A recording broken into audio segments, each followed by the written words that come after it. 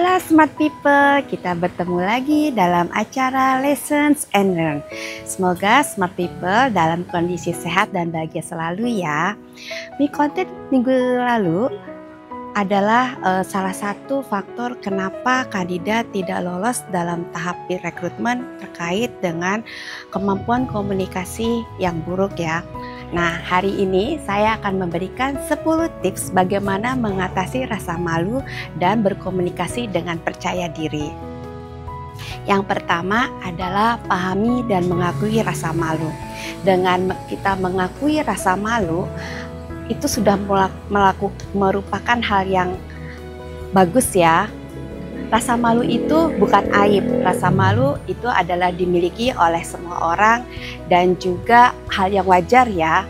Kemudian yang kedua adalah persiapkan diri dengan baik. Pada saat Smart People akan berkomunikasi dengan orang, mungkin perlu dipersiapkan tuh poin-poin utama apa yang harus dibicarakan ya, supaya juga nggak lupa gitu dan akhirnya tercapai juga tujuan komunikasi itu.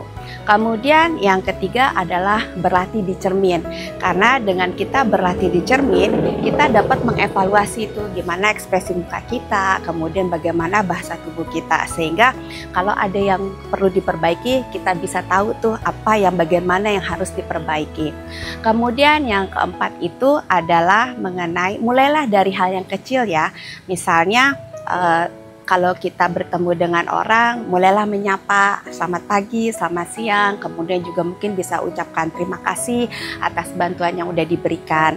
Kemudian yang kelima itu adalah atur pernapasan. Pada saat Smart People sedang berkomunikasi dan kayaknya kok cemas ya gitu, gak apa-apa kok untuk kita atur pernapasan, karena biasanya dengan mengatur pernapasan ini akan mengurangi kecemasan yang timbul. Kemudian yang keenam itu adalah terkait dengan pikiran ya. Pada saat komunikasi itu sebaiknya hempaskan tuh pikiran-pikiran negatif ya. Misalnya seperti mereka suka nggak ya sama saya, mereka bagaimana ya pendapat mereka terhadap saya, aduh saya nggak tahu apa yang harus saya katakan, aduh saya kayaknya nggak paham tuh topik yang akan dibicarakan. Nah, umumnya hal-hal yang negatif pikiran ini dan juga karena overthinking akhirnya itu membuat justru Smart People tuh nggak pede gitu ya, nggak percaya diri pada komunikasi. Karena itu tanamkanlah hal-hal yang positif atas diri sendiri dan juga situasi yang pernah kita alami ya. Karena jika kita positif, otomatis juga auranya juga akan terlihat ya gitu. Kemudian yang ketujuh itu adalah mengenai kamu harus bergabung tuh dengan komunitas-komunitas. Karena dengan kamu bergabung dengan komunitas, kamu kan akan banyak network ya, dan otomatis juga kamu akan banyak berkomunikasi dengan orang lain gitu. Dan kemudian juga dari situ bukan hanya gabung ya, tapi terus diem gitu, tapi juga kamu join tuh ikut terlibat dalam percakapan mereka.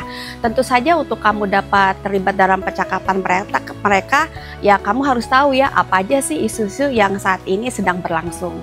Kemudian yang ke-8 itu adalah kamu juga boleh tuh minta feedback ya kepada teman-teman kamu gitu atau keluarga, apa sih yang perlu diimprove dari komunikasi yang sudah kamu lakukan. Yang ke-9 adalah pada saat kamu berkomunikasi pastikan tuh ekspresi wajah kamu sama gestur tubuh kamu yang proper ya. Artinya pada saat kamu berbicara, mungkin pada saat berdiri kamu tuh berdiri jangan membungkuk tapi yang tegak. Kemudian juga pada saat ekspresi wajah itu adalah kamu harus tersenyum dan juga harus berani menatap mata lawan bicara kita ya. Kalau senyum jangan sepanjang percakapan kamu senyum. Kemudian yang ke-10 yang terakhir itu adalah sabar dan konsisten. Mengatasi rasa malu ini sudah pasti tidak instan, bukan seperti instan yang langsung bisa jadi. Ini adalah diperlukan latihan yang konsisten dan yang bersabar. Semoga dengan 10 tips yang saya berikan, Smart People dapat mengatasi rasa malu dan lebih percaya diri dalam berkomunikasi. Sehat, sukses, bahagia selalu. Sampai bertemu di lessons berikutnya. Bye!